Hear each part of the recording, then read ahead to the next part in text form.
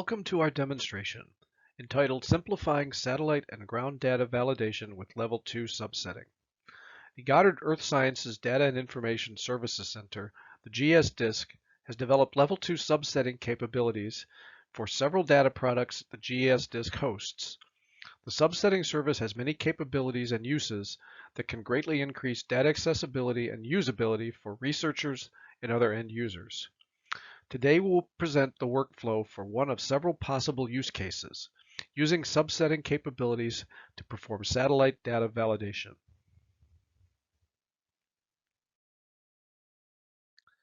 What is Level 2 satellite data? Satellite data is generally categorized into 4 categories: Level 0, Level 1 AB, Level 2, and Level 3. As satellites orbit the Earth and conduct measurements, they detect radiation in raw sensor counts. Level 0 data is all of the raw data and associated satellite information at the time of measurement. Level 1 data reprocesses the raw data, converting raw sensor data into radiance measurements, time ordering and geolocating the measurements. Level 2 data derives or retrieves geophysical variables like ozone or aerosol extinction from the Level 1 data. Level 2 data is geolocated on the satellite observation geometry, so it generally has an irregular grid in latitude and longitude. Level 2 data is also temporally referenced to the satellite time of measurement and is usually time ordered rather than arranged spatially. Individual data files are referred to as granules. Level 3 data regrids geophysical variables on a regular latitude and longitude grid and a regular time scale. Commonly, several Level 2 measurements on a given day will be regridded into a daily file of Level 3 data. What is subsetting? Because Level 2 data generally comes in irregular geospatial and temporal grids, it can be awkward to work with from a latitude-longitude perspective. Also, full data files can be large and cumbersome. The GES DISC Level 2 subsetting service allows users to overcome many of these issues by trimming or truncating a full swath of data in several different ways. Subsets can be spatially trimmed with a latitude-longitude bounding box or by choosing center point and a search radius. Users can also select a latitude-longitude point and subset only the closest satellite data to that point, up to a 300-kilometer radius. Data can also be subset temporally by defining a begin date and end time, so the data will be truncated to only that time range. These geotemporal trimming capabilities can greatly increase usability of the data with many common data analysis tools and also greatly decrease data file size, which decreases storage needs and download bandwidth requirements. The service also allows users to select only desired variables from within a file and also subset along variable dimensions, which means a user can subselect only a certain altitude range of, say, 10 to 20 kilometers, even though the full variable range may be 0 to 40 kilometers. First, we need to briefly define data validation. This is the process of independently and objectively assessing the quality of a data product.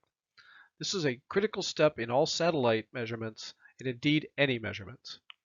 It is important to determine if a data product is accurate enough to meet its intended use. It is also important to define any bounds or uncertainties associated with any analysis of data. For satellite data measurements, instruments are calibrated pre-launch, but once operational, validation and calibration need to be performed early in an instrument's lifetime. Validation also needs to be an ongoing process to account for any long-term drift in a satellite's measurements, such as satellite outgassing, which can dirty lenses over time and affect radiometric measurements at specific wavelengths differently. Satellite validation is done by comparing measurements of a variable to measurements of the same variable from a different, also called basis measurement. Frequently, the basis measurement is a ground-based measurement. Many ground-based measurements have a long record and are already well calibrated and validated. Ground-based measurements can also often provide a direct measurement rather than inferring a measurement via remote sensing, although total column ozone is actually remotely sensed. Ground-based measurements are also easier to maintain by having actual physical access to repair and calibrate measurement instruments. Here we outline the workflow that we would follow to do a comparison of satellite data to ground-based data.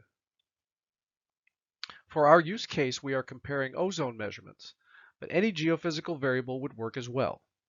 We have also designed this use case to work with the Level 2 subsetting service API, but the service also has full functionality directly through the web interface on the GES DISC website.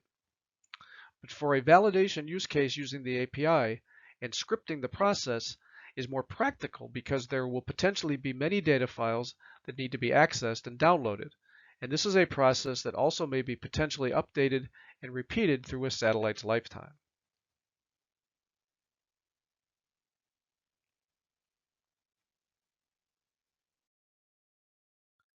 We have chosen total column ozone as the geophysical variable we would like to validate. The tropospheric monitoring instrument from the Copernicus Sentinel-5 precursor satellite measures total ozone. This is a relatively new instrument that began measurements in June 2018.